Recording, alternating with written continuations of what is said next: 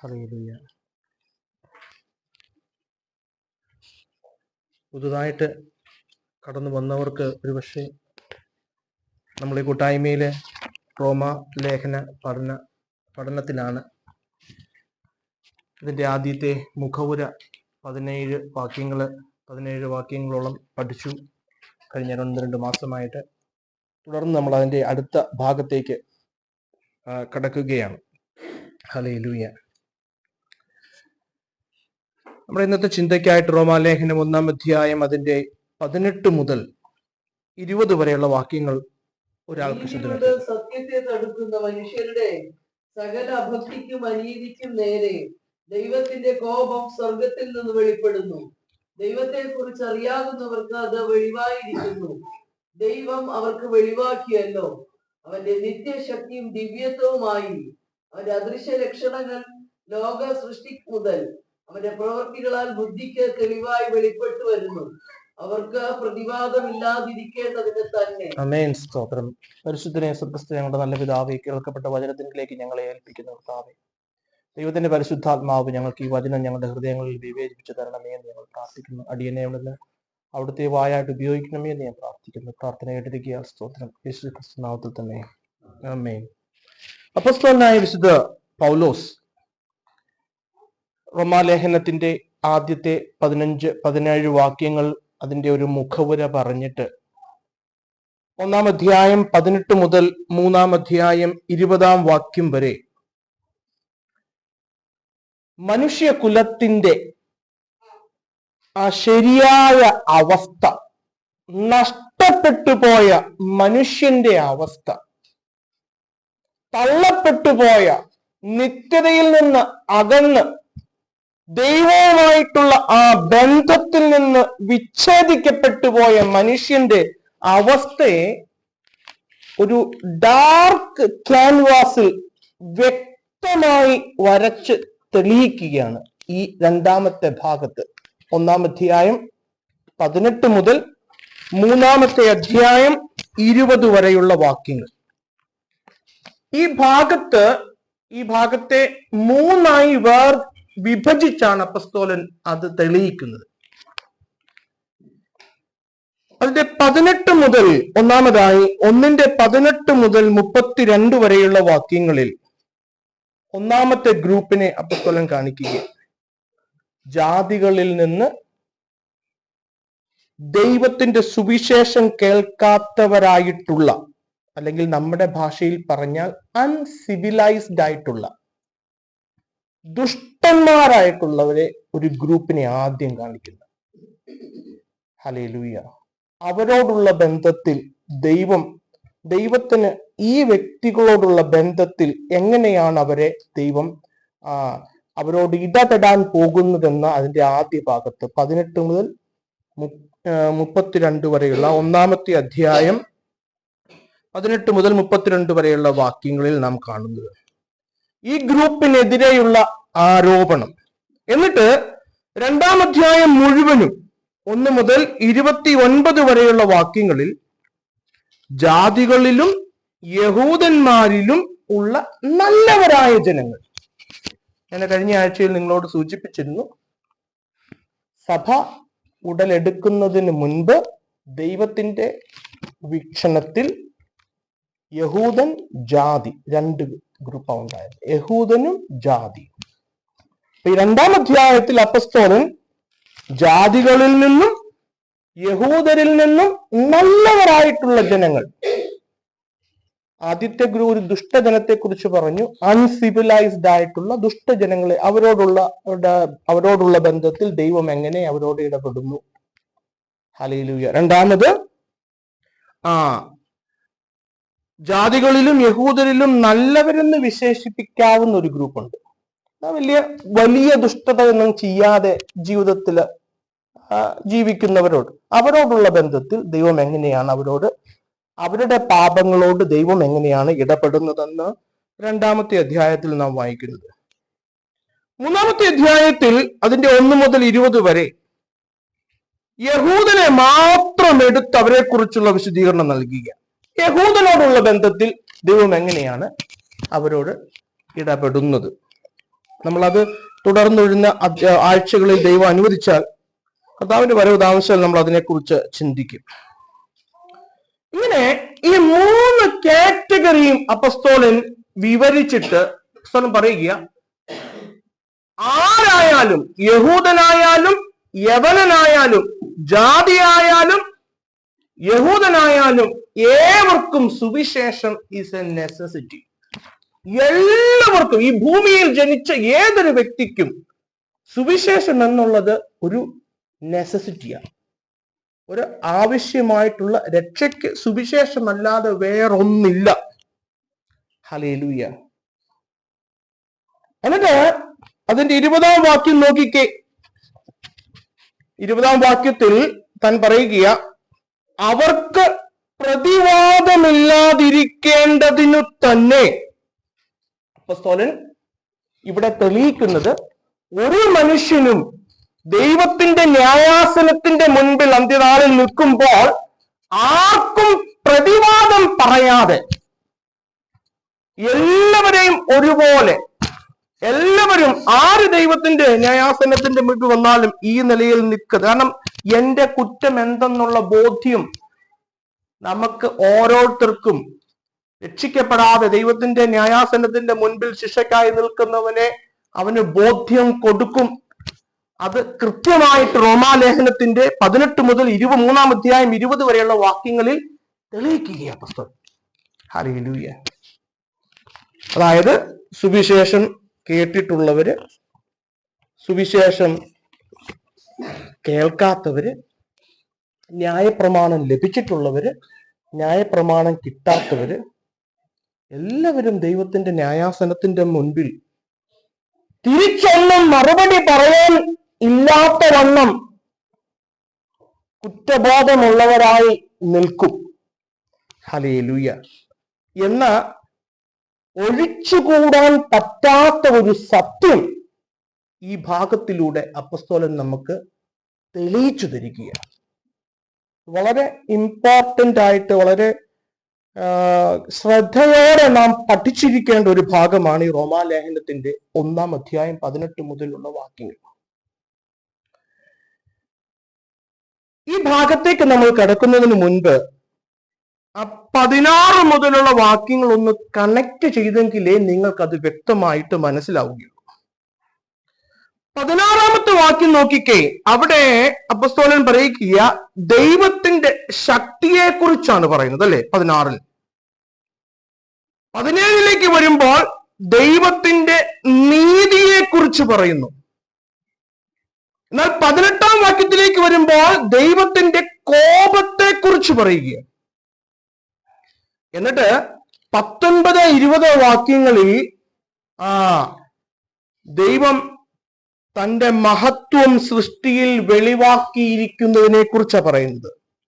ആദ്യം ദൈവത്തിന്റെ ശക്തിയെ കുറിച്ച് പറയുന്നു, അതിനുശേഷം ദൈവത്തിന്റെ റൈച്ചസ്നെസ്സിനെ കുറിച്ച്, നീതിയെ കുറിച്ച് പറയുന്നു, ദൈവത്തിന്റെ റാത്തിനെ കുറിച്ച് പറയുന്നു. ശേഷം 19-20 വാക്യങ്ങളിൽ തന്റെ മഹത്വത്തെ കുറിച്ച് പറയും. തന്റെ മഹത്വം സകല സൃഷ്ടിയിലും വെളിപ്പെടുത്തിയിരിക്കുന്നതിനെ കുറിച്ച് പറയുക. നിങ്ങൾ അല്പം ശ്രദ്ധയോടെ ഇരുന്നെങ്കിൽ മാത്രമേ ഇതിന്റെ ആ കണക്ഷൻ മനസ്സിലായി നമുക്കിത് ഗ്രഹിക്കുവാനായിട്ട് സാധിക്കുകയുള്ളൂ. അപ്പസ്തോലനായ വിശുദ്ധ പൗലോസ് തന്റെ ലേഖനങ്ങൾ എഴുതുമ്പോൾ അപ്പസ്തോലന്റെ ഒരു റൈറ്റിംഗ് രീതിയാണ് ചോദ്യം ഉത്തരം എന്ന രീതിയിൽ. അതായത് നമ്മൾ എന്ത് ചോദിക്കാൻ ആഗ്രഹിക്കുന്നു ആ ചോദ്യം അപ്പസ്തോലൻ തന്നെ ചോദിച്ചിട്ട് അതിന് ഉത്തരം പറയുന്ന രീതി. നമുക്കത് മനസ്സിലാക്കുവാനായിട്ട് എളുപ്പമാണ്. അങ്ങനെ ഈ ഭാഗം ഒന്ന് ഞാൻ കണക്ട് ചെയ്തു തരാം. ശ്രദ്ധയോടെ ഇരിക്കണം, നിങ്ങൾ മറ്റു കാര്യങ്ങളിൽ വ്യാപൃതരാവരുത്. 16-ാമത്തെ വാക്യത്തിൽ സുവിശേഷത്തെ കുറിച്ച് അപ്പസ്തോലൻ പറയുക, I am not ashamed of gospel. സുവിശേഷത്തെ കുറിച്ച് എനിക്ക് ലജ്ജയില്ല. അതെന്താ അപ്പസ്തോലനെ, അങ്ങേക്ക് സുവിശേഷത്തെ കുറിച്ച് ലജ്ജയില്ലാത്തത്? Why Paul, you are not ashamed of gospel? ആ 16-ന്റെ അവസാന ഭാഗത്ത് അപ്പസ്തോലൻ പറയുക, അത് കാരണം അത് രക്ഷയ്ക്കായി ദൈവ ശക്തിയാണ്. വേറൊന്നുമില്ല. ദൈവത്തിന്റെ ഈ ശക്തി വെളിപ്പെട്ടിരിക്കുന്നു. രക്ഷിക്കുന്ന ശക്തി വെളിപ്പെട്ടിരിക്കുന്നത് സുവിശേഷത്തിലാണ്. അതുകൊണ്ട് എനിക്ക് ലജ്ജയില്ല. ജീവൻ നഷ്ടപ്പെട്ടു പോയ മരിച്ചിരിക്കുന്ന മനുഷ്യനെ ജീവനിലേക്ക് കൊണ്ടുവരുന്ന ആ സേവിംഗ് ഗ്രേസ് വ്യാപരിക്കുന്നത് സുവിശേഷത്തിലാണ്. Therefore, I am not ashamed. അതുകൊണ്ട് ഞാൻ ashamed അല്ല.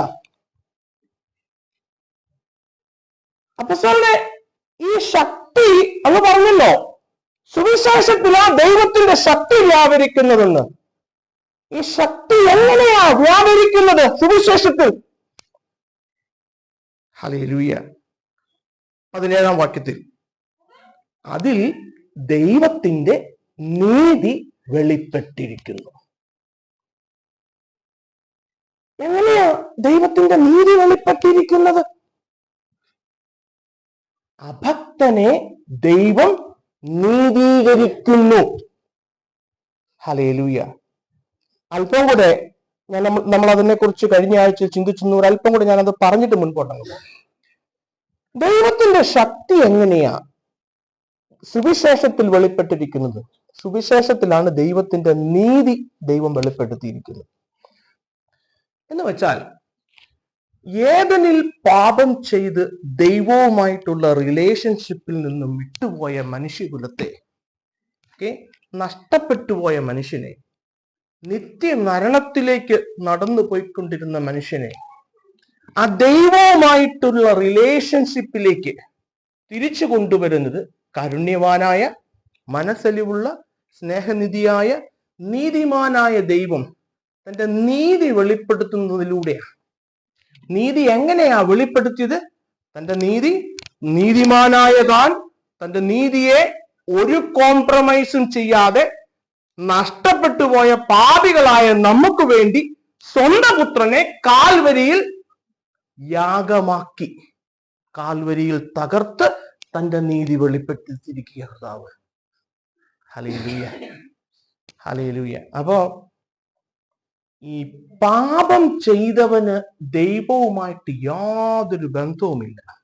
അതാ ഞാൻ പറഞ്ഞത്. നമ്മൾ പലപ്പോഴും കഴിഞ്ഞ ദിവസങ്ങളെ ഞാൻ സംസാരിച്ചു, നമ്മൾ പാപത്തിൽ രസിച്ചിരുന്നു കൊണ്ട് ഞാൻ ദൈവത്തിന്റെ സാന്നിധ്യത്തിലാന്ന് പറയുന്നത് നമ്മൾ പറച്ചിൽ മാത്രമേ ഉള്ളൂ. കാരണം വെളിച്ചമാണ് ദൈവം, ഒട്ടും ഇരുട്ടില്ല. പാപം ചെയ്യുന്നവൻ ഇരുട്ടിൽ വസിക്കുന്നു. അപ്പോ വെളിച്ചവും ഇരുട്ടും ഒന്നിച്ച് പോകില്ല. നമ്മുടെ ചിന്തയാ നമ്മൾ ദൈവസന്നിധിയിലാണ്. പാപത്തിൽ രസിച്ചുകൊണ്ട് പാപത്തിൽ ജീവിക്കുന്ന ഒരു വ്യക്തി ദൈവസാന്നിധ്യത്തിലായിരിക്കില്ല. കാരണം ദൈവത്തിന് ആഗ്രഹമുണ്ട് അവനിത് വിട്ടുപോരണമെന്ന്. ഹല്ലേലൂയ. അപ്പൊ നമ്മൾ ഒരിക്കലും ചിന്തിക്കരുതേ, ഇത് പറയുമ്പോ ബ്രദർ ഒരിക്കലും ഒരു പാപവും ചെയ്തിട്ടില്ലേ. പാപം എന്നുള്ളത് എന്റെ പ്രിയരെ വചനം പഠിപ്പിക്കുന്നത് നമ്മുടെ ആറ്റിറ്റ്യൂഡിലായിരിക്കുന്നത്. ഹല്ലേലൂയ. കാരണം രക്ഷ എന്ന ആദ്യ ഫലമാകുന്ന നമ്മുടെ ആത്മാവിന്റെ രക്ഷ ദൈവം നടത്തി. ഇനി ഒരു രക്ഷയുണ്ട്, ഈ ശരീരത്തിന്റെ രൂപാന്തരം എന്നൊരു രക്ഷ. അതിനുശേഷം നമ്മൾ പാപം ചെയ്യാത്ത ഒരവസ്ഥയിലേക്ക് മാറും. ഹല്ലേലൂയ. അതെപ്പോൾ? ഒന്നുകിൽ കർത്താവിന്റെ വരവിൽ, അല്ലെങ്കിൽ നമ്മുടെ മരണത്തിൽ. ഹല്ലേലൂയ. അതുവരെ ഈ വീണുപോയ ശരീരത്തിൽ നമ്മൾ ഇരിക്കുന്നിടത്തോളം കാലം there are possibilities നമ്മൾ പാപത്തിൽ വീഴാം. പക്ഷെ എൻ്റെ ഉള്ളിലെ ആഗ്രഹം എന്താ എന്നുള്ളത് ദൈവത്തിനറിയാം. ഇതിൽ ജീവിക്കണമെന്നോ ഇതിൽ രസിക്കണമെന്നോ ആണ് എൻ്റെ ആഗ്രഹം. ഹല്ലേലൂയ. അതുകൊണ്ട് ദൈവം നമ്മൾ വിധിക്കുന്നത് മനുഷ്യന്റെ പ്രവൃത്തിയെ നോക്കിയ, പക്ഷെ ദൈവം വിധിക്കുന്നതോ ദൈവം നമ്മുടെ ഹൃദയങ്ങളെ നോക്കിയ. ബിജോയുടെ ഹൃദയത്തിൽ ഇത് ഈ പാപം ചെയ്ത് ജീവിക്കണമെന്നാണോ ആഗ്രഹം, അതോ തെറ്റിപ്പോയി? ക്ഷമിക്കണേ കർത്താവേ.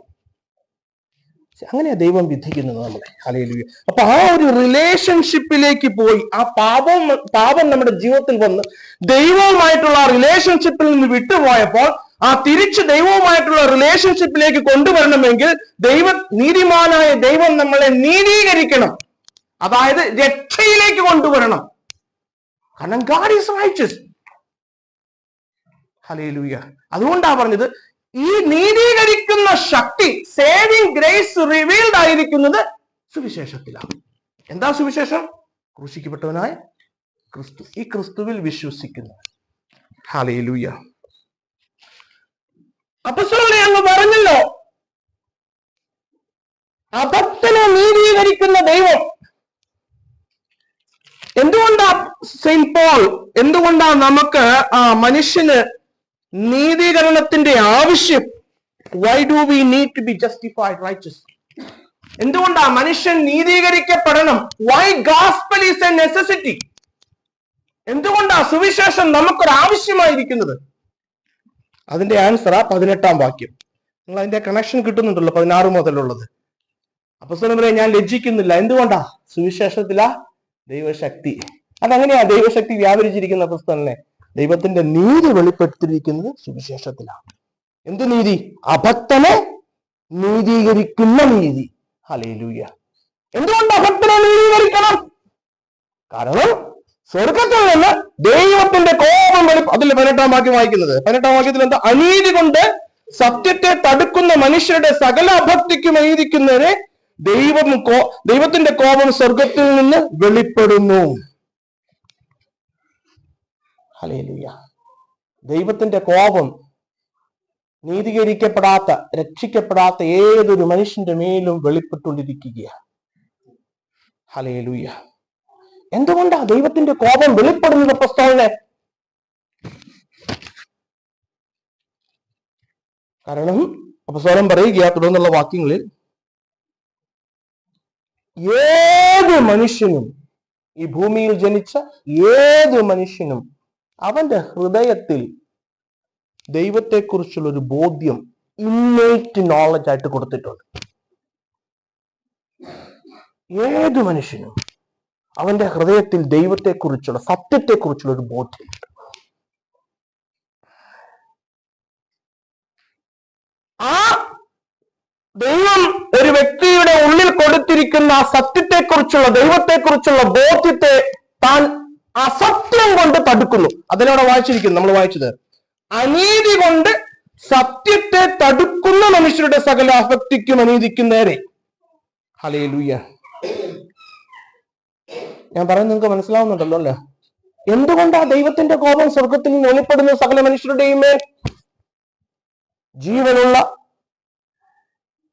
എന്നേക്കും ജീവിക്കുന്ന ഏക സത്യ ദൈവത്തെക്കുറിച്ചുള്ള ബോധ്യം ദൈവം ഒരു വ്യക്തിയുടെ ഉള്ളിൽ കൊടുത്താണ്ട് ഇന്നേം നമ്മൾ തുടർന്ന് അതിനെക്കുറിച്ച് വിശദമായിട്ട് താഴ്ത്തു വരുന്ന വാക്യങ്ങളിൽ ചിന്തിക്കും. ഞാനതാ നിങ്ങൾക്ക് ആ കണക്ഷൻ ഒന്ന് കിട്ടാണ്ട് ഞാൻ ഇങ്ങനെ ചോദ്യം ഉത്തര ആ രീതിയിൽ അവൻ കൊണ്ടുപോകുന്നു. ഹല്ലേലൂയ. അപ്പോൾ മനുഷ്യൻ സത്യം അറിഞ്ഞിട്ടും അസത്യം കൊണ്ട്, അനീതി കൊണ്ട്, സത്യത്തെ തടുക്കുന്നത് കൊണ്ട് ദൈവത്തിന്റെ കോപം വെളിപ്പെട്ടു വരുന്നു. എന്തിനാ അപ്പോസ്തലനായ പൗലോസ് അനീതി കൊണ്ട് ദൈവത്തിന്റെ വെളിപ്പാടിനെ മനുഷ്യൻ തടുക്കുന്നത്? അതാ 19-20 വാക്യങ്ങളിൽ പറയുന്നത്. 19-20 വാക്യങ്ങൾ എന്താ വായിക്കുന്നത് നമ്മള്? ഹല്ലേലൂയ. ദൈവത്തെക്കുറിച്ച് അറിയാവുന്നത് അവർക്ക് വെളിവായിരുന്നു, ദൈവം അവർക്ക് വെളിവാക്കിയല്ലോ.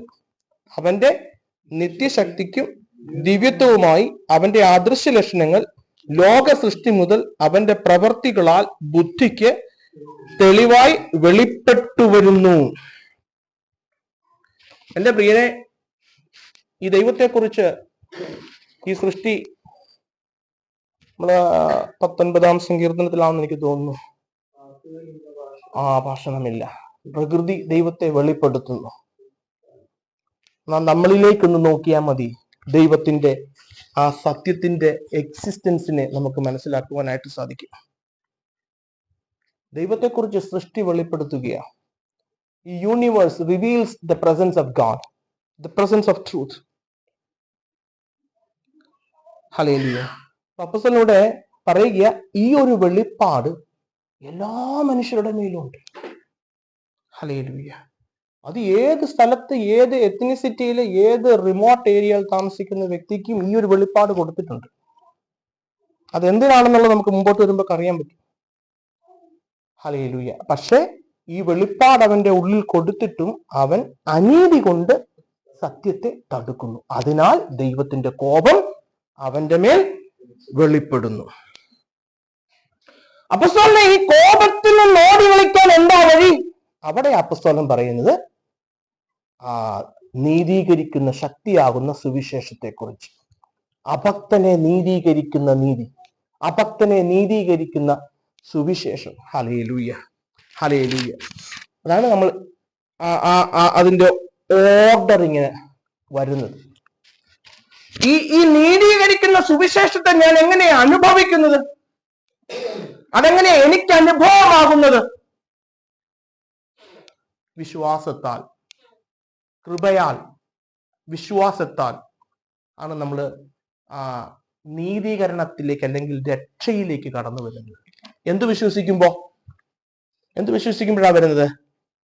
കാൽവരിയിൽ എനിക്ക് വേണ്ടി, എനിക്ക് പകരം യാഗമാക്കപ്പെട്ട ക്രിസ്തുവിൽ ഞാൻ വിശ്വസിച്ച് മനസ്തപിച്ച് പാപബോധം വന്ന് പാപത്തെ ഉപേക്ഷിച്ച് എൻ്റെ കർത്താവിനെ എൻ്റെ രക്ഷകനും നാഥനുമായി ഞാൻ ഏറ്റുപറഞ്ഞ് ഇനി you lord, you are my lord, എൻ്റെ കർത്താവേ എന്ന് പറഞ്ഞ് കർത്താവിനെ നമ്മൾ പിന്തുടരുമ്പോൾ അതെന്റെ ജീവിതത്തില് നീതീകരിക്കുന്ന ശക്തിയായി വെളിപ്പെടുകയാണ്.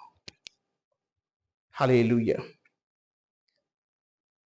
ഈ ഭാഗം നമ്മൾ അല്പം കൂടെ ഒന്ന് ചിന്തിക്കും. നിങ്ങൾക്ക് ആ ഒരു ഓർഡർ മനസ്സിലായി എന്ന് ഞാൻ വിശ്വസിക്കുക.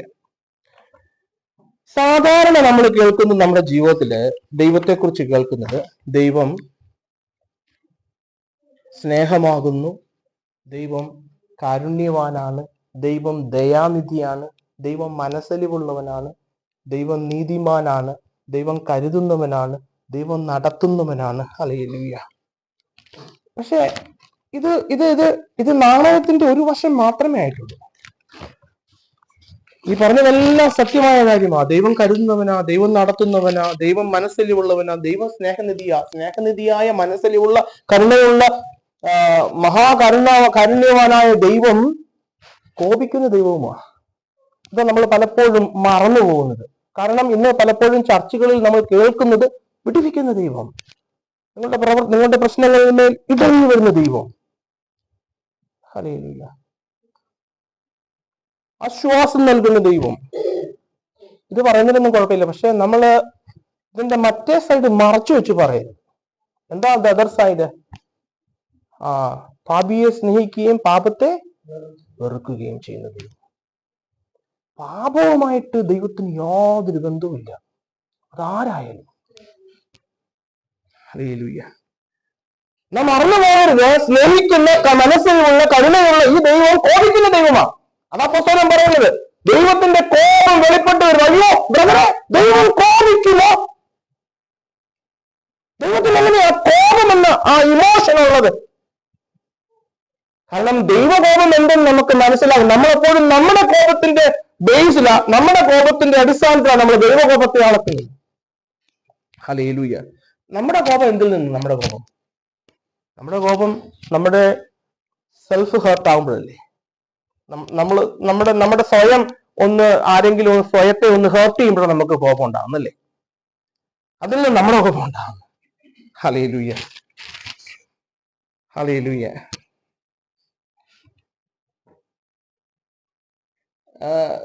എനിക്ക് തോന്നുന്നു ഈ കോപത്തെ കുറിച്ച് പറഞ്ഞപ്പോ ഞാൻ കഴിഞ്ഞ ദിവസം ലിനു എന്നോട് ഇന്ന് പറഞ്ഞു, എനിക്ക് എന്നിലുള്ള ഒരു പ്രശ്നം ആ കോപം. എനിക്ക് ഭയങ്കര കോപം ഉണ്ടാവും. നമ്മളെല്ലാവരും അംഗീകരിക്കുന്ന ഒരു പാപമായതാ കോപം. എനിക്ക് ഭയങ്കര കോപമാണ്. എൻ്റെ ഗ്രാൻഡ് ഫാദറിന് ഭയങ്കര കോപമായത്. പക്ഷെ എന്റെ ഫാമിലിയിലുള്ളവരെല്ലാം 7ാം കൽപ്പനയും 8ാം കൽപ്പനയും ലംഘിച്ചു എന്നായിരുന്നു പറയുമോ? 7 and 8 കൽപ്പന ലംഘിച്ചെന്നാരും പറയത്തില്ല. ഞങ്ങൾ ഫാമിലി ആയിട്ട് ഭയങ്കര കോപിക്കുന്ന ആൾക്കാരാണ്. ഞാനത് കോപം എന്ന് പറഞ്ഞതേ ഉള്ളൂ. നമ്മുടെ കോപം എന്ന് പറഞ്ഞാൽ ഒരു റൈറ്റസ് ഇൻഡിഗ്നേഷൻ അല്ല, നീതിയുള്ള കോപമല്ല. പക്ഷെ ദൈവത്തിന്റെ കോപം അങ്ങനെയല്ല, ഒരു ന്യായാധിപന്റെ കോപം. ന്യായാധിപൻ എന്ന് വെച്ചാൽ ഏത് നിയമം ലംഘിക്കപ്പെട്ടോ ആ ലംഘിക്കപ്പെട്ട നിയമത്തിന് തക്കതായ ശിക്ഷ. ഹല്ലേലൂയ. ദൈവത്തിന്റെ വിശുദ്ധിയുള്ള നീരസം എന്ന് വേണമെങ്കിൽ നമുക്ക് പറയാം ദൈവകോപത്തെ. റൈച്ചസ് ആങ്കർ ആണ് ദൈവത്തിന്റെ കോപം. നമ്മുടെ കോപം പോലെയല്ല. ഹല്ലേലൂയ. അപ്പോ അപ്പോസ്തലൻ പറയുക, ഈ അസത്യം കൊണ്ട് സത്യത്തെ തടുക്കുന്ന ജനത്തിനെതിരെ ദൈവത്തിന്റെ കോപം സ്വർഗത്തിൽ നിന്ന് വെളിപ്പെട്ടു വരുന്നു. ബ്രദറെ, ഈ ദൈവകോപം എന്തിനെതിരെയാ വെളിപ്പെട്ടു വരുന്നത്? അതാണ് അതിന്റെ 18-ാം വാക്യം ഞാനിപ്പോ വായിച്ചത്. അനീതി കൊണ്ട് സത്യത്തെ തടുക്കുന്ന മനുഷ്യരുടെ സകല അഭക്തിക്കും അനീതിക്കും നേരെ ദൈവത്തിന്റെ കോപം സ്വർഗത്തിൽ നിന്ന് വെളിപ്പെട്ടു വരുന്നു. അപ്പോ അഭക്തി എന്ന് വെച്ചാൽ അതൊരു അനീതിയാണ്, അല്ലേ? അഭക്തിയും അനീതിക്കുന്നല്ലേ പറഞ്ഞേ, അല്ലെ? അങ്ങനെയല്ലോ വായിച്ചത്. അനീതി കൊണ്ട് സത്യത്തെ തടുക്കുന്ന മനുഷ്യന്റെ സകല അഭക്തിക്കും അനീതിക്കുമെതിരെ. ഹല്ലേലൂയ. അപ്പൊ ദൈവത്തോടുള്ള അഭക്തി എന്നുള്ളത് അനീതിയാണെന്ന് ആ ഭാഗത്ത് പറഞ്ഞിരിക്കുന്നു. അപ്പോൾ എന്താ നീതി? ദൈവത്തോടുള്ള ഭക്തിയല്ലേ?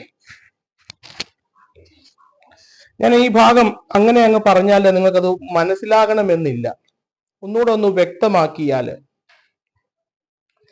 ഈ അനീതി കൊണ്ട് സത്യത്തെ തടുക്കുന്ന മനുഷ്യൻ, അപ്പൊ സോളെ എന്താ ഈ ഭാഗത്ത് അങ്ങ് പറയുന്ന സത്യം? അനീതി കൊണ്ട് സത്യത്തെ തടുക്കുന്നു. പറഞ്ഞ മനസ്സിലായോ? അനീതി കൊണ്ട്, അസത്യം കൊണ്ട് സത്യത്തെ തടുക്കുന്നു. എന്താണ് ഈ ഭാഗത്ത് പറയുന്ന സത്യം? ഇവിടെ അപ്പോസ്തലൻ പറയുക, ദൈവം മനുഷ്യന് ദൈവത്തെക്കുറിച്ച് മനസ്സിലാകാൻ പറ്റുന്ന കാര്യങ്ങൾ താൻ അവർക്ക് വെളിപ്പെടുത്തി കൊടുത്തിട്ടുണ്ട്. നമുക്ക് ആ 19-ാം സങ്കീർത്തനം ഒന്ന് വായിച്ചാൽ അല്പം കൂടെ വ്യക്തമാവും. 19-ാം സങ്കീർത്തനം ഒന്ന്. ദൈവത്തിന്റെ മഹത്വത്തെ വർണ്ണിക്കുന്നു. ആകാശവിധാനം അവന്റെ കൈവേലയെ പ്രസിദ്ധമാക്കുന്നു. പകൽ പകലിന് വാക്ക് ഒഴിക്കുന്നു, രാത്രി രാത്രിക്ക് അറിവ് കൊടുക്കുന്നു. ഭാഷണമില്ല, വാക്കുകളില്ല, ശബ്ദം കേൾപ്പാനുമില്ല. ഭൂമിയിൽ എല്ലായിടവും അതിന്റെ അളവ് നൂലും, ഭൂതലത്തിന്റെ അറ്റത്തോളം അതിന്റെ വചനങ്ങളും ചെല്ലുന്നു. അവിടെ അവൻ സൂര്യനൊരു കൂടാരം അടിച്ചിരിക്കുന്നു. അത് മണവറയിൽ നിന്ന് പുറപ്പെടുന്ന മണവാളന് തുല്യം. വീരനെ പോലെ തന്റെ ഓട്ടം ഓടുവാൻ സന്തോഷിക്കുന്നു. ആകാശത്തിന്റെ അറ്റത്ത് നിന്ന് അതിന്റെ ഉദയവും അറുതി വരെ അതിന്റെ അയനവും ആകുന്നു. അതിന്റെ ഉഷ്ണമേൽക്കാതെ മറഞ്ഞിരിക്കുന്നത് ഒന്നുമില്ല. യഹോവയുടെ ന്യായപ്രമാണം തികവുള്ളത്. മതിയായി. ഇവിടെ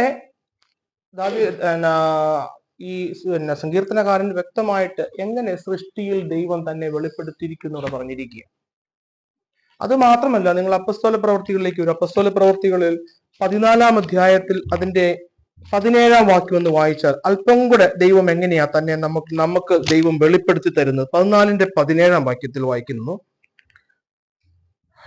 എങ്കിലും അവൻ നന്മ ചെയ്യുകയും ആകാശവും മഴയും ഫലപുഷ്ടിയുള്ള കാലങ്ങളും നിങ്ങൾക്ക് തരികയും ആഹാരവും സന്തോഷവും നൽകി നിങ്ങൾ തൃപ്തരാക്കുകയും ചെയ്തു പോയതിനാൽ തന്നെ കുറിച്ച് സാക്ഷ്യം തരാതിരുന്നില്ല. മതി. അത് ആ വാക്യം വ്യക്തമായല്ലോ, അല്ലേ? എന്താണ് അവിടെ പറയാ അപ്പോസ്തലൻ പറയുന്നത്? 14-ന്റെ 17-ാം വാക്യത്തിൽ എങ്കിലും അവൻ നന്മ ചെയ്യുകയും, നമ്മുടെ ജീവിതത്തിൽ അവൻ ചെയ്യുന്ന നന്മകൾ, ആകാശത്ത് നിന്ന് മഴയും ഫലപുഷ്ടിയുള്ള കാലങ്ങളും നിങ്ങൾക്ക് തരികയും ആഹാരവും സന്തോഷവും നൽകുന്നതിനാൽ തന്നെ കുറിച്ച് സാക്ഷ്യം തരാതിരുന്നിട്ടില്ല. ദൈവം തന്നെ കുറിച്ചുള്ള സാക്ഷ്യം ദൈവം നമ്മുടെ ജീവിതത്തിൽ, നമ്മുടെ പ്രാർത്ഥനയ്ക്ക് ഉത്തരം നൽകുമ്പോൾ, നമ്മുടെ ആവശ്യങ്ങളിൽ ദൈവം കടന്നു വരുമ്പോൾ, നമ്മുടെ ബുദ്ധിമുട്ടിൽ ദൈവം നമുക്ക് ആശ്വാസം നൽകുമ്പോൾ, നമുക്ക് അന്നൊന്ന് വേണ്ടുന്നത് ദൈവം തരുമ്പോൾ, എല്ലാം ദൈവം തന്നെക്കുറിച്ച് നമുക്ക് വെളിപ്പെടുത്തി തരികയാണ്. ഹല്ലേലൂയ. നമ്മുടെ ആവശ്യങ്ങൾ, അതാ നമ്മുടെ ഈ അപ്പസ്തോല പ്രവർത്തികളിൽ വായിച്ചത്. സങ്കീർത്തനങ്ങളിൽ നമ്മൾ വായിച്ചത് ദൈവം തന്റെ ആ വെളിപ്പാട് സൃഷ്ടിയിലൂടെ നമുക്ക് വെളിപ്പെടുത്തി തന്നിരിക്കുന്നു. അതായത് ദൈവത്തെക്കുറിച്ചുള്ള ഒരു ജനറൽ റെവലേഷൻ ദൈവം നമുക്ക് തരുന്നുണ്ട്. ഒരു ജനറൽ ആയിട്ടുള്ള ഒരു വെളിപ്പാട്, ദൈവമുണ്ട്, സത്യമുണ്ട് എന്നുള്ള ഒരു വെളിപ്പാട് അതെല്ലാ മനുഷ്യരുടെ ഉള്ളങ്ങളിലുണ്ട്. ഇന്ന് പലർക്കും ഇതുണ്ട്. അപ്പോസ്തലനോട് പറയുക, ഇന്ന് മനുഷ്യനായി ജനിച്ച പലർക്കും ഇതുണ്ട്. പക്ഷെ ഈ വെളിപ്പാട് ഇത് രക്ഷയ്ക്കായിട്ടുള്ള വെളിപ്പാടല്ല. പറഞ്ഞു മനസ്സിലായോ? ഇതെല്ലാവർക്കും ഉണ്ട്. ഇതൊരു ഈ വെളിപ്പാട് ഒരു സേവിങ് റെവലേഷൻ അല്ല. ഒരു ജനറൽ റെവലേഷനാണ്. ഇപ്പം നരഭോജിയായിട്ടുള്ള ആമസോൺ കാടിന്റെ അങ്ങ് ഉള്ളങ്ങളിൽ വസിക്കുന്ന വ്യക്തികൾക്കും സുവിശേഷം കേട്ടിട്ടുള്ള മറ്റു മനുഷ്യനെ കണ്ടു അവർക്കും ദൈവം ഒരു വെളിപ്പാട് കൊടുത്തിട്ടുണ്ട്. നിങ്ങൾ ഗലാത്യ ലേഖനം വായിക്കുന്നത്, ഗലാത്യ ലേഖനയ്ക്ക് തോന്നുന്നു ദൈവത്തിന്റെ കരങ്ങളിൽ വീഴുന്നത് ഭയങ്കരമെന്ന് ഒരു വാക്യം.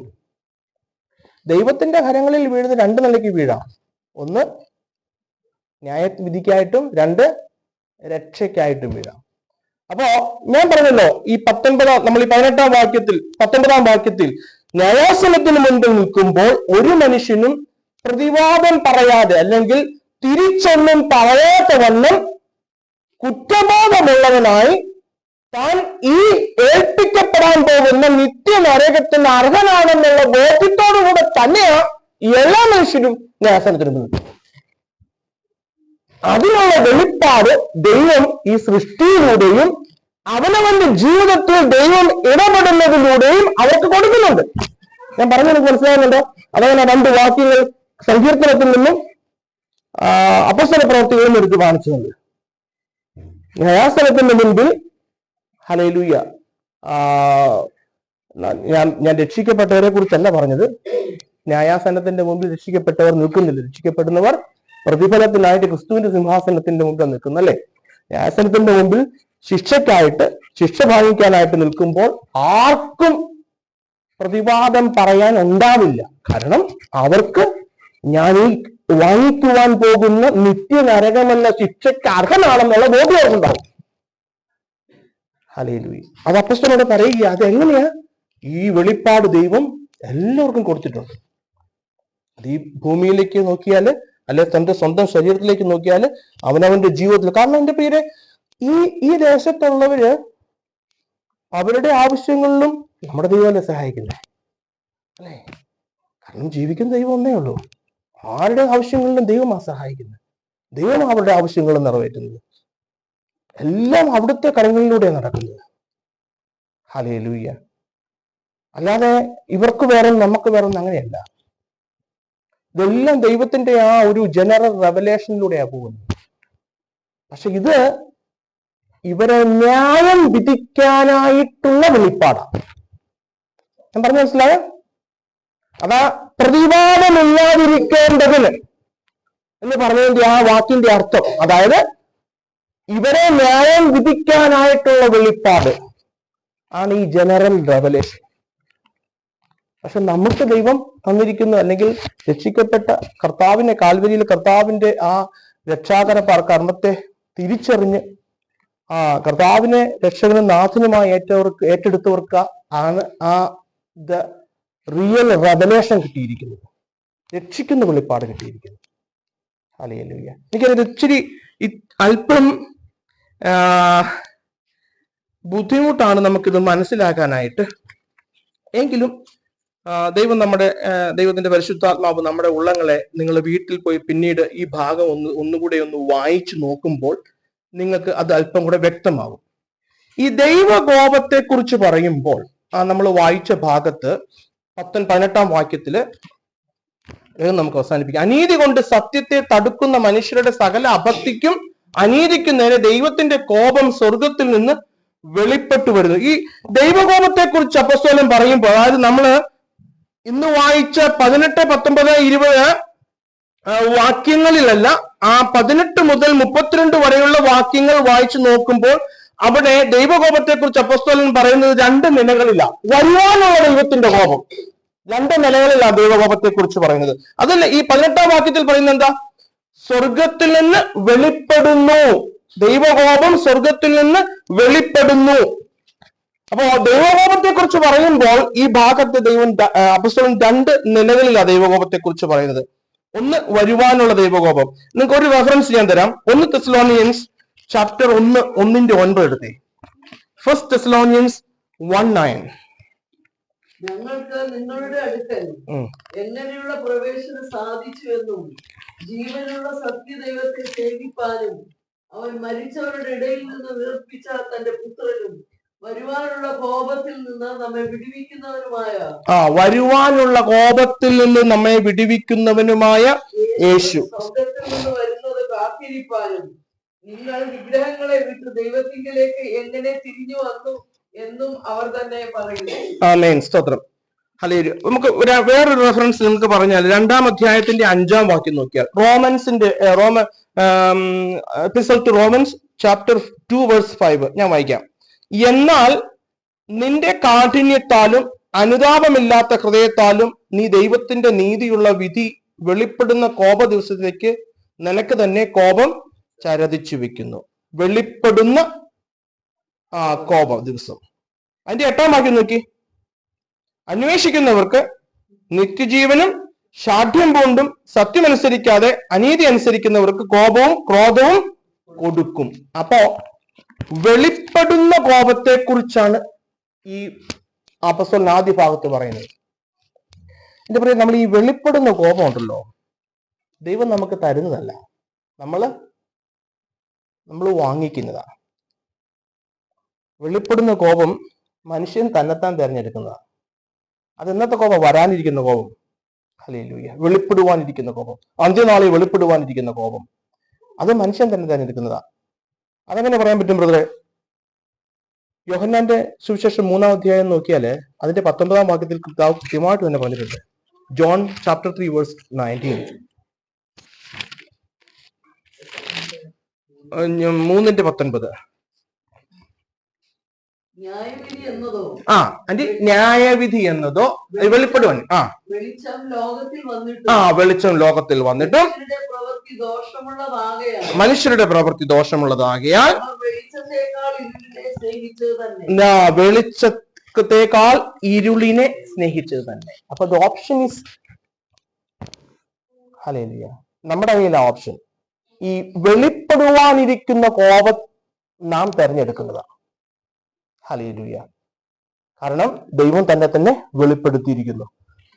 അപ്പൊ ചിലരിനോട് ഈ ഭാഗം ഞാൻ ഒരു പ്രാവശ്യം വേറൊരു ഗ്രൂപ്പില് മസ്കറ്റ് വെച്ച് പഠിപ്പിച്ചപ്പോ തന്നെ ചോദിച്ചു, അപ്പൊ ഈ ദൈവത്തെ കുറിച്ച് കേൾക്കാത്തവരും വലിയ വൻ കാടുകളൊക്കെ താമസിക്കുന്നവരൊക്കെയാ. ഞാൻ ചോദിച്ചു, എന്റെ ബ്രദറെ, അവരുടെ കാര്യം ദൈവം നോക്കട്ടെ. ബ്രദറെ കേട്ടില്ലേ? ബ്രദറെ മാറിയോ? നിങ്ങൾ കേട്ടല്ലോ, നിങ്ങളുടെ കയ്യിൽ പുസ്തകം തന്നിട്ടുണ്ടല്ലോ. നിങ്ങളൊക്കെ എന്താ, have you taken A decision? അതാണ് ഇമ്പോർട്ടന്റ് അല്ലേ? നമ്മൾ ചിന്തിക്കുന്നത് അവരുടെ കാര്യത്തെ പറ്റി എന്താവും ദൈവം ചെയ്യാൻ പോകുന്നത്. God decide. ഞാൻ പറഞ്ഞില്ലേ, ഹല്ലേലൂയ. ദൈവം അവർക്ക് വെളിപ്പെടുത്തിയിട്ടുണ്ട്. ദൈവം അതിനനുസരിച്ച്, ദൈവത്തിന്റെ വിധി ഒരിക്കലും അനീതിയുള്ള ന്യായവിധിയല്ല. ഹല്ലേലൂയ. ദൈവം അവരോട് ചെയ്യും. What about me? എന്നെ കുറിച്ച് എന്താ? ഞാനിത് കേട്ടില്ലേ? Am I able to believe? ഞാനും എപ്പോഴും ദൈവത്തിന്റെ ആ ജനറൽ റെവലേഷനെ മാത്രം നോക്കുകയാണോ? ലഭിക്കുന്ന ദൈവം, ആശ്വസിപ്പിക്കുന്ന ദൈവം, രോഗം മാറ്റുന്ന ദൈവം, വിസ നൽകുന്ന ദൈവം, ജോലി പ്രശ്നത്തിന്മേൽ ഇടപെടുന്ന ദൈവം, ആ ഒരു ദൈവത്തെ കുറിച്ച് മാത്രമേ എനിക്ക് അറിയാവോ? അതിലുപരിയായി എനിക്ക് വേണ്ടി ഒരുക്കുന്ന നിത്യതയിലേക്ക് ചേർക്കുവാനായിട്ട് കാൽവരിയിൽ തകർക്കപ്പെട്ട യേശു കർത്താവിന്റെ ആ രക്ഷയുടെ ആ മഹാത്മ്യത്തെ മനസ്സിലാക്കി അത് വെളിപ്പെട്ട് എനിക്ക് കിട്ടിയിട്ടുണ്ടോ? അതാണ് ഇമ്പോർട്ടന്റ്.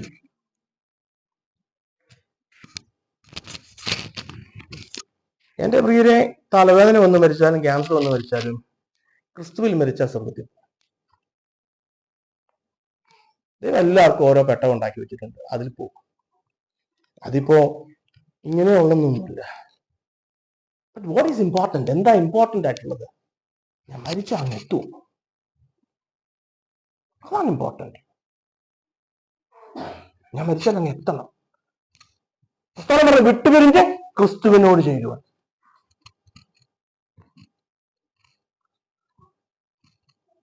ക്രിസ്തുവിൽ മരിക്കണമെങ്കിൽ ക്രിസ്തുവിൽ ജനിക്കണം, ക്രിസ്തുവിൽ ജീവിക്കണം.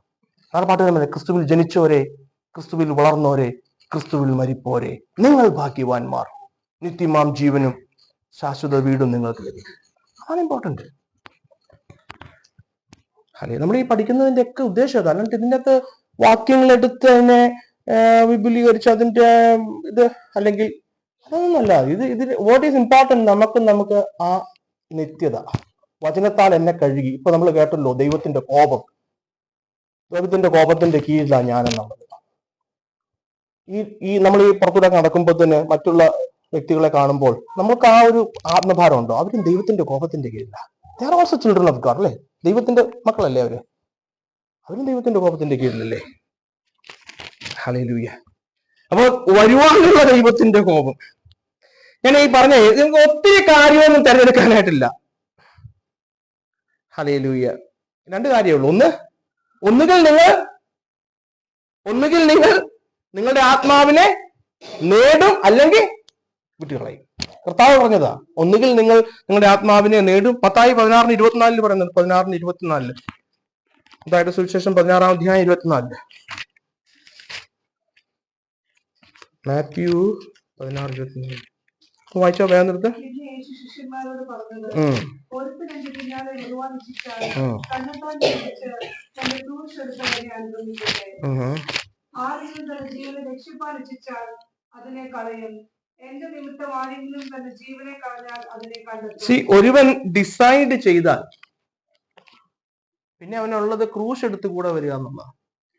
ഇന്നലെ എന്റെ വീട്ടിൽ ഇരുന്ന് എന്റെ ഫാദർ എന്റെ ോട് പറഞ്ഞു, എന്റെ വീട്ടിൽ ഞാൻ മാത്രമേ രക്ഷിക്കപ്പെട്ട് വിശ്വാസത്തിലുള്ളൂ. അതുകൊണ്ട് നിങ്ങൾ ഇങ്ങനെ പോയത് കൊണ്ടാര് ഇങ്ങനെ ഈ ബുദ്ധിമുട്ടൊക്കെ വരുന്നതെന്ന്, ഇങ്ങനെ ജീവിതത്തില് ഒത്തിരി പ്രശ്നങ്ങളൊക്കെ വരുന്നത്. അപ്പൊ വൈഫ് ചോദിച്ചു, അപ്പൊ ഡാനിയേലിന്റെ ജീവിതത്തിലോ, യോസെഫിന്റെ ജീവിതത്തിലോ?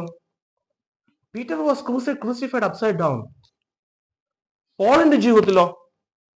സഭാപിതാക്കന്മാരുടെ ജീവിതത്തിലോ?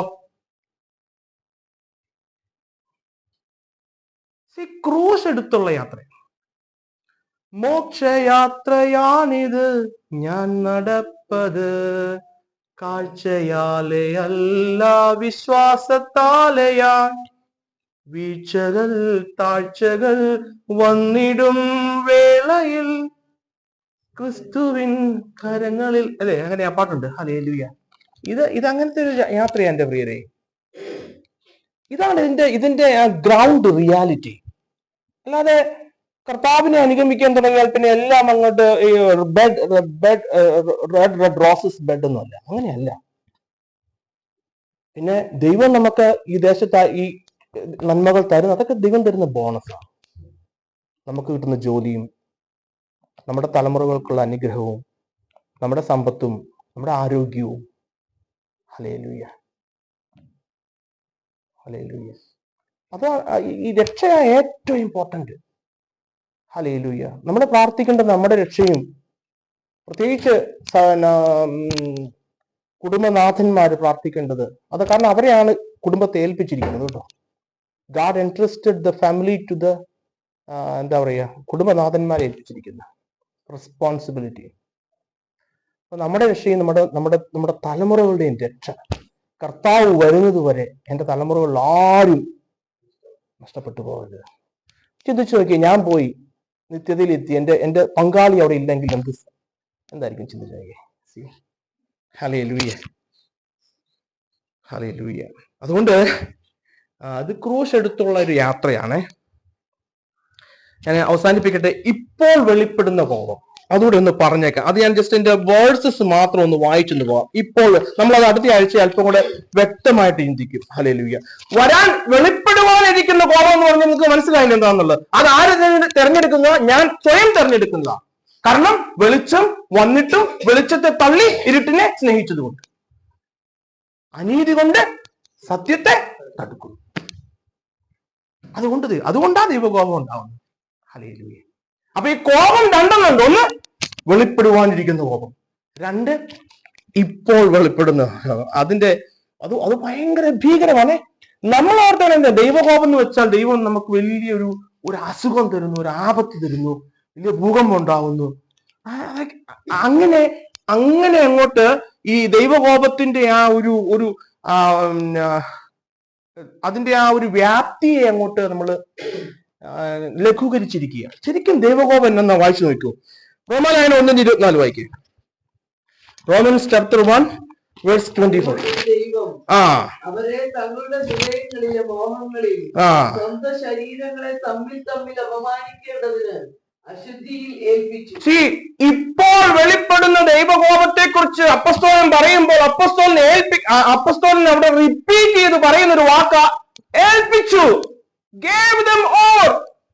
ദൈവം അവരെ ഏൽപ്പിച്ചു. 24 പറയുക, അവരെ അശുദ്ധിയിൽ ഏൽപ്പിച്ചു. ദൈവകോ ഇപ്പൊ വെളിപ്പെടുന്ന ദൈവകോപം. 2 അതിന്റെ 26 എന്ന് വായിച്ചേ. 26 വാക്യം. അതുകൊണ്ട് ദൈവം അവരെ അപമാന രാഗങ്ങളിൽ ഏൽപ്പിച്ചു. അതുകൊണ്ട് ദൈവം അവരെ അപമാന രാഗങ്ങളിൽ ഏൽപ്പിച്ചു. അതെന്തെന്നുള്ളത് അവിടെ താഴെ എന്റെ എക്സ്പ്ലനേഷൻ കൊടുത്തിട്ടുണ്ട്. എന്റെ താഴെ 28 വാക്യം ഒന്ന് വായിച്ചേ. ദൈവത്തെ പരിജ്ഞാനത്തിൽ ധരിപ്പാൻ ഇഷ്ടമില്ലാഞ്ഞതിന് തക്കവണ്ണം ദൈവം അവരെ ഉചിതമല്ലാത്തത് ചെയ്യുവാൻ നിരുഷ്ടബുദ്ധിയിൽ ഏൽപ്പിച്ചു. സി, ഇതിന്റെ അർത്ഥം നമ്മൾ അടുത്ത ആഴ്ച വിവരിക്കും. ഇതിന്റെ അർത്ഥം എന്ന് വെച്ചാൽ ദൈവം തന്നെ കുറിച്ച് നമുക്ക് വെളിപ്പെടുത്തി. ഹല്ലേലൂയ. പക്ഷേ ദൈവത്തിന്റെ സത്യം നമ്മളെ ഗ്രഹിപ്പിച്ചു തന്നിട്ടും മനുഷ്യന് അവസരം കൊടുത്തിട്ടും സത്യത്തെ തടുത്ത് അനീതിയിൽ രസിക്കുവാൻ ആഗ്രഹിക്കുന്നവൻ. ഇപ്പൊ കർത്താവ് പറയുക, ഓക്കെ, ഞാൻ നിന്നോട് ഇടപെട്ടു, അല്ലെ? Holy spirit nudges our heart. Holy സ്പിരിറ്റിനെ നമ്മൾ വ്യാഖ്യാനിച്ചിരിക്കുന്ന ഒരു പ്രാവിനെ പോലെ, അല്ലെ? Holy spirit speaks to our heart. ദൈവത്തിന്റെ പരിശുദ്ധാത്മാവ് നമ്മളോട് ഇടപെടും. തെറ്റ് ചെയ്യുമ്പോൾ തീർച്ചയായിട്ടും ഇടപെടും. ഹല്ലേലൂയ. അപ്പോൾ നമ്മൾ അതിനെ അവഗണിച്ച് കുറെ കഴിയുമ്പോൾ അങ്ങനെയാണെങ്കിൽ അതിനെ നമ്മളെ അങ്ങ് ഏൽപ്പിച്ചു കൊടുക്കും. ഹല്ലേലൂയ. അതാ ഗേവ് ദം മോർ. അവിടെയൊക്കെ വായിച്ചുകൊണ്ടോ, നിങ്ങളെ ഏൽപ്പിച്ചു കളഞ്ഞു. എങ്കിൽ നീ ഇനി അനീതിയിൽ രസിച്ചോ. ദൈവം നമ്മുടെ ജീവിതത്തിൽ ഇന്റർവീൻ ചെയ്യാത്ത ഒരവസ്ഥയിലേക്ക് വിട്ടുപോകും. അതായത് അവൻ നഷ്ടപ്പെട്ട അവസ്ഥ. അവൻ ഇപ്പോഴത്തെ കോപത്തിലും വരാനിരിക്കുന്ന കോപത്തിലും കീഴേ. അതാ ഇപ്പൊ വെളിപ്പെടുന്ന കോപം. അതിനേക്കാൾ വലിയ എന്ത് കോപമാണ് വേണ്ടത്? ദൈവം എന്നോട് ഇടപെടാതിരിക്കുന്നു, എന്റെ തെറ്റുകള്, അല്ലെ? അത് ശരിക്കും നമ്മൾ അതാ പറയുന്നത്, ബാലശിക്ഷ കിട്ടാതിരിക്കുന്ന ഒരു അവസ്ഥ നമ്മൾ കെയർഫുൾ ആയിരിക്കണേ. തെറ്റ് ചെയ്തിട്ടും ദൈവം ഒന്നും നമ്മളെ ശിക്ഷിക്കാതിരിക്കുന്നുണ്ടെങ്കിൽ ബി വെരി കെയർഫുൾ. ദൈവം വിട്ടോ. നമ്മൾ ഓർക്കുന്നത്, നമ്മൾ ഇങ്ങനെയൊക്കെ ആയിരുന്നിട്ടും അനീതിയിലൊക്കെ അങ്ങ് രസിച്ചിട്ടും നത്തിങ് ഹാപ്പൻസ്, ഒന്നും സംഭവിക്കുന്നില്ല. നമ്മൾ വളരെ കെയർഫുൾ ആയിരിക്കണം. ദൈവം എന്നെ ഉപേക്ഷിച്ചു കളഞ്ഞു. അതുകൊണ്ടാണ് സാധു കൊച്ചുകുഞ്ഞ് ഉപദേശിച്ച് പറഞ്ഞ ഈ തങ്ക കഷ്ടതകൾ, ഈ golden trials in my life, എന്റെ ജീവിതത്തിൽ വരുന്ന കഷ്ടതകളെ, ഹല്ലേലൂയ, കഷ്ടതകൾ ദൈവവുമായിട്ട് അടുപ്പിക്കാനുള്ളതാണ്. ഹല്ലേലൂയ. കഷ്ടതകളിലൂടെ മാത്രമേ നമ്മൾ ദൈവത്തോട് അടുക്കുള്ളൂ. ഹല്ലേലൂയ. ദൈവം അതിനായിട്ട് നമ്മളെ ഓരോരുത്തരെയും സഹായിക്കട്ടെ. ദൈവം അനുവദിച്ചാൽ നമുക്ക് ഈ ഭാഗം അടുത്ത ആഴ്ച 21 മുതലുള്ള ഭാഗം നമുക്ക് അടുത്ത ആഴ്ച വീണ്ടും ഒന്നുകൂടെ ചിന്തിക്കാം. നമ്മളെ ദൈവം എല്ലാവരും ധാരാളമായിട്ട് സഹായിക്കട്ടെ. നമുക്ക് എഴുന്നേറ്റ്